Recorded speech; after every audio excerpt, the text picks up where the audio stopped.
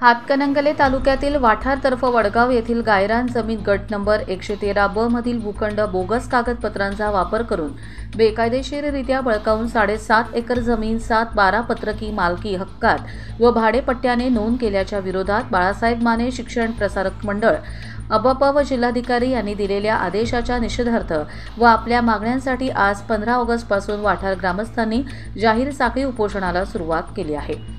येथील ग्रामपंचायतीच्या पटांगणावर हे उपोषण सुरू असून या उपोषणाला वाठार परिसरातील विविध पक्ष, संघटना इत्यादींचा पाठिंबा वाढत आहे।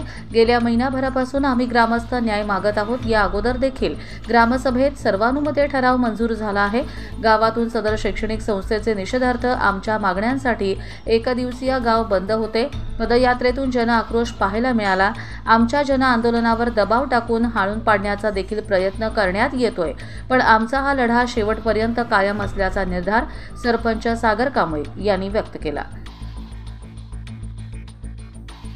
बाळासाहेब माने शिक्षण प्रसारक आंब या संस्थेनं आमच्या वाठार गायरानमधील सरकारी कब्जाची जी जागा आहे 113 ब त्या जागेमध्ये चुकीच्या डीडी साहेबांच्या आदेशाच्या अनुषंगाने जे काय आदेश केले आणि त्या आदेशानं ज्या डायऱ्या झाल्या 2008च्या डायऱ्या झालेल्या अशा बोगस डायऱ्या दाखवून त्या डायरीच्या आधारे जी काय आमच्या वाठार ग्रामपंचायत आमची जी 113 ब ची जागा आहे ती जागा 33.66 मालकी हक्कात 2 हेक्टर 66 ही भाडे क्रीडांगणासाठी 30 वर्षे म्हणजे 20,054 पर्यंत भाडे करार करून दिलेला आहे।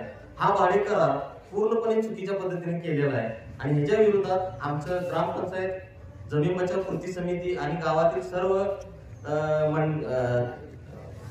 नागरिकांच्या वतीनं किंवा सर्व पक्षाच्या वतीनं किंवा सर्व कुठलाही पक्षाचं गट न पाहता या सगळ्यांनी आम्हाला चांगल्या पद्धतीने आणि आजच्या पहिल्या दिवशी पण बऱ्याच जणांनी आम्हाला इथे येऊन प्रत्येक संस्थेनं पाठिंबा दिला आहे।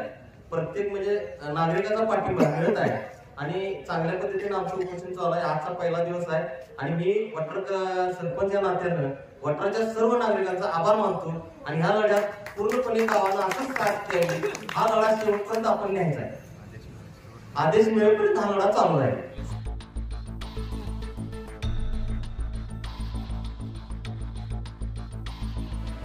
सम्राट न्यूज मराठीसाठी मुख्य संपादक जय कराडे, पेठ, वडगाव।